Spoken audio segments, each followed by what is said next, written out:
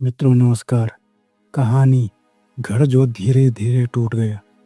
गांव के किनारे एक पुराना सा घर था जिसकी दीवारों पर समय के निशान साफ दिखते थे।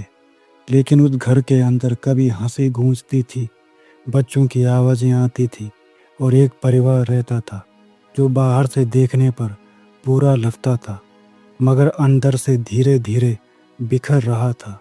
उस घर का मालिक था हरिराम, एक मेहनती लेकिन बेहद गुस्सैल आदमी जिसे लगता था कि जिंदगी सिर्फ मेहनत और अनुशासन से चलती है। प्यार और भावनाएं उसके लिए कमजोरी थी। उसकी पत्नी गीता बिल्कुल उसके उलट थी, शांत, सहनशील और हमेशा सबको जोड़ कर रखने की कोशिश करने वाली। उनके दो बेटे थे, अमित और रोहित। अमित बड़ा था, समझदार और पढ़ाई में तेज, लेकिन पिता के गुस्से ने उसके अंदर एक डर बैठा दिया था। वो कभी खुलकर हंस नहीं पाता था, हमेशा सोचता रहता था कि कहीं कोई गलती न हो जाए। रोहित छोटा था, शरारती और दिल से बहुत नरम। वो पिता से डरता तो था लेकिन फिर भी प्यार चाहता था। कई बार वो हरिराम के पास जाकर उनसे बात करने की कोशिश करता, मगर हर बार या तो डांट मिलती या नज़रअंदाज किया जाता। धीरे धीरे घर का माहौल बदलने लगा, छोटी छोटी बातों पर झगड़े होने लगे। हरिराम को लगता था कि परिवार उसकी इज्जत नहीं करता, जबकि सच्चाई ये थी कि सब उससे डरते थे। गीता कई बार समझाने की कोशिश करती, बच्चे हैं, उनसे प्यार से बात करो, लेकिन हरिराम को ये सब बेकार की बातें लगती थी। उसे लगता था कि शक्ति ही बच्चों को सही रास्ते पर रखती है। एक दिन अमित स्कूल से थोड़ा कम नंबर लेकर आया। वो डरते डरते रिपोर्ट कार्ड लेकर खड़ा था, हाथ कांप रहे थे, आंखों में डर साफ दिख रहा था। जैसे ही हरिराम ने नंबर देखे उसका गुस्सा फूट पड़ा। उसने जोर से डांटा, तू जिंदगी में कुछ नहीं कर पाएगा।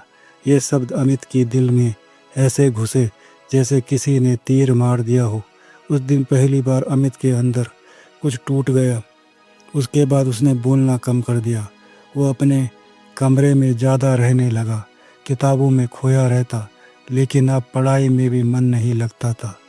रोहित ये सब देख रहा था। वो समझ नहीं पा रहा था कि घर में ऐसा क्यों हो रहा है। उसने एक दिन अपनी माँ से पूछा, माँ, पापा हमसे प्यार क्यों नहीं करते? गीता के पास कोई जवाब नहीं था। उसने बस उसे गले लगा लिया। समय बीतता गया और दूरी बढ़ती गई।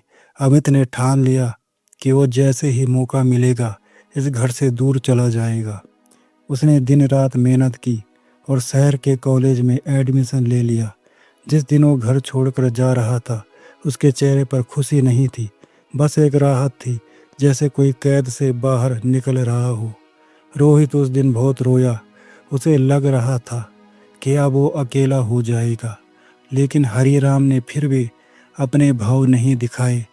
उसने बस इतना कहा, जाकर नाम रोशन करना, लेकिन उसके शब्दों में वो गर्माहट नहीं थी जो एक पिता के शब्दों में होनी चाहिए। अमित के जाने के बाद घर और भी सूना हो गया। रोहित अब और चुप रहने लगा। गीता अंदर ही अंदर टूटती जा रही थी और हरिराम को अभी भी समझ नहीं आ रहा था कि गलती कहाँ हो रही है। उसे लगता था कि सब ठीक है, बच्चे बड़े हो रहे हैं, अपनी ज़िंदगी बना रहे हैं। कुछ साल बाद रोहित भी नौकरी के लिए शहर चला गया। अब घर में सिर्फ हरिराम और गीता रह गए थे। वो घर जो कभी आवाज़ों से भरा रहता था अब सन्नाटे से गूंजता था। हरिराम शाम को घर आता, दरवाज़ा खोलता और उसे सिर्फ खामोशी मिलती। वो कुर्सी पर बैठ जाता और सोचता रहता, लेकिन फिर भी अपने अंदर झांकने की हिम्मत नहीं करता। एक दिन गीता बीमार पड़ गई। हालत इतनी खराब हो गई कि अस्पताल ले जाना पड़ा। हरिराम पहली बार डर गया। उसे एहसास हुआ कि अगर गीता को कुछ हो गया तो वो बिल्कुल अकेला रह जाएगा। उसने तुरंत बच्चों को फ़ोन किया। अमित और रोहित दोनों आए। सालों बाद पूरा परिवार एक साथ था, लेकिन अब वो अपनापन नहीं था। सब कुछ बदला हुआ था। अमित अब एक सफल इंसान बन चुका था, लेकिन उसके अंदर कहीं ना कहीं वो दर्द अभी भी था। रोहित भी अपनी तरीके से मजबूत बन चुका था। अस्पताल के बाहर बैठकर हरिराम सोच रहा था। उसकी आंखों के सामने सारे पुराने दिन घूम रहे थे। बच्चों की हंसी, उनकी बातें और उसका गुस्सा। उसे पहली बार अपनी गलती समझ आने लगी। कुछ देर बाद डॉक्टर बाहर आए और बोले, अब खतरे की बात नहीं है। सबने राहत की सांस ली। उस रात हरिराम ने अपने दोनों बेटों को पास बुलाया। उसकी आवाज़ कांप रही थी।